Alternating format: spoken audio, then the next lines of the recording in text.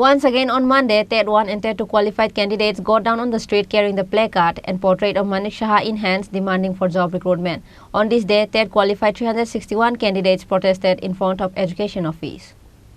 After protesting in front of Education Office on last 16th of October by carrying the portrait of Chief Minister Dr. Manik Shah demanding for job recruitment, once again on Monday, TET 1 and TET 2 qualified candidates got down on the street carrying the placard and portrait of Manik Shah in hands demanding for job recruitment. On this day, TET qualified 361 candidates protested in front of Education Office. They said that there are a total of 194 TET 1 pass candidates and 165 TET 2 pass candidates, but none of the candidates were recruited.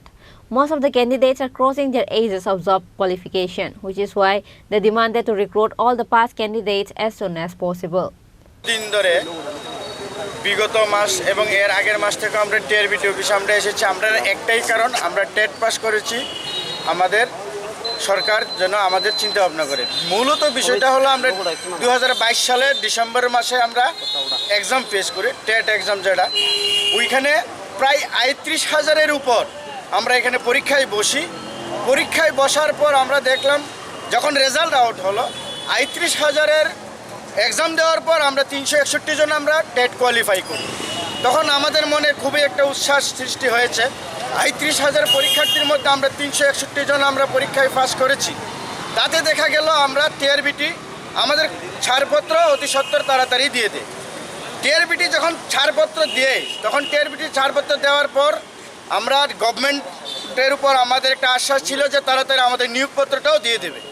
তাতে দেখা গেল আমরা কিছু বারবার আমরা বিভিন্ন দপ্তরের মন্ত্রী মহোদয়, আমরা ত্রিপুরার অভিভাবক যিনি মুখ্যমন্ত্রী মানিক শাহ ডক্টর, ওনার কাছে আমরা বারবার দেখা করার জন্য গিয়েছি, অনুমতি পাইনি। উনি মুখ্যমন্ত্রী ত্রিপুরার ব্যস্ততম মানুষ, আমরা বুঝি, আমরা জানি। তবে আমরা টিআরবিটি মহোদয়ের কাছে, ডাইরেক্টর মহোদয়ের কাছে আমরা আসলাম, উনিও বারবার বলেছে সরকার যদি কোনো চিন্তাভাবনা না করে আমাদের কাছে কিছু নেই। তো তাতে আমরাও ওনাদের কাছে বারে বারে আসছি আমাদের যেন একটা কোনো ব্যবস্থা করে দেয়। কারণ কেন দেখলাম আমরা বিভিন্ন আপনাদের যে নিউজ চ্যানেলের মাধ্যমে আমরা দেখি প্রত্যেকটা স্কুলের মধ্যে শিক্ষক স্বল্পতায় আছে, তাতে রুট ব্লক করে আছে ছাত্র এবং তাদের অভিভাবক, দুই পক্ষই রুট ব্লক করে আছে। কারণ কেন তাদের স্কুলের টিচার নেই। আর এমতো অবস্থায় ত্রিপুরা রাজ্যের মধ্যে একটা স্লোগান চলছে, এক ত্রিপুরা শ্রেষ্ঠ ত্রিপুরা। কিভাবে হয় এটা? আমাদের প্রশ্ন কিভাবে হয়? সব কিছু যদি অভাব অনটন থাকে তাহলে কিভাবে এক ত্রিপুরা শ্রেষ্ঠ ত্রিপুরা হয়? তা এর জন্য আমরা ত্রিপুরা রাজ্যের মাননীয় মুখ্যমন্ত্রী, শিক্ষা দপ্তরের ভারপ্রাপ্ত মন্ত্রী, ওনাদের কাছে আমরা করজোরে অনুরোধ, আমরা যে ৩৬১ জন ৩৮,০০০ কোয়ালিফাইয়ের মধ্যে ৩৬১ জন যারা আছি আমরা কোয়ালিফাই করেছি, আমাদের জন্য অতি সত্বর নিয়োগের ব্যবস্থা করে দেয়। এটাই আমরা ত্রিপুরা রাজ্যের মুখ্যমন্ত্রীর কাছে করজোরে অনুরোধ। আমরা 2022 সালে টেট কোয়ালিফাইড ক্যান্ডিডেট, আমরা শুধুমাত্র 361 জন আমরা কোয়ালিফাই করেছি, এটা আপনারা ইতিমধ্যে জেনে গেছেন। তো আমাদের মূল যে বক্তব্যটা হলো সেটা হচ্ছে, দেখুন কিছুদিন আগেও আমরা সংবাদপত্রে আমরা দেখেছি, বিভিন্ন ইলেকট্রনিক মিডিয়াতে দেখেছি যে যারা রিটায়ার্ড টিচার তারা ক্লাস নিচ্ছেন, তাছাড়া স্টুডেন্ট যারা আছে, উপরের ক্লাসের স্টুডেন্ট যারা আছে তারা নিচের ক্লাসের ছাত্রছাত্রীদের ক্লাস নিচ্ছে। এটা নিশ্চয়ই এই শিক্ষার দিকে একটা ভালো লক্ষণ নয়। তো আমরা যে আশা করেছিলাম যে এখন যে বর্তমানের যিনি মুখ্যমন্ত্রী তথা শিক্ষামন্ত্রী স্যার, উনি যেহেতু আমরা এত অল্প সংখ্যক পাস করেছি, আমাদের খুব শীঘ্রই উনি নিয়োগ করবেন। কিন্তু বর্তমানে আমরা যেটা দেখতে পাচ্ছি যে আমাদের এই প্রসেসটা অনেকটা লেংদি হচ্ছে। তো আমাদের অনুরোধ থাকবে যে আমরা যারা ৩৬১ জন আমরা যারা কোয়ালিফাই করেছি, আমাদের যাতে অতি সত্বর নিয়োগ করা হয়। তার জন্যই আমরা বারবার টিআরবিটি দপ্তরে আসছি।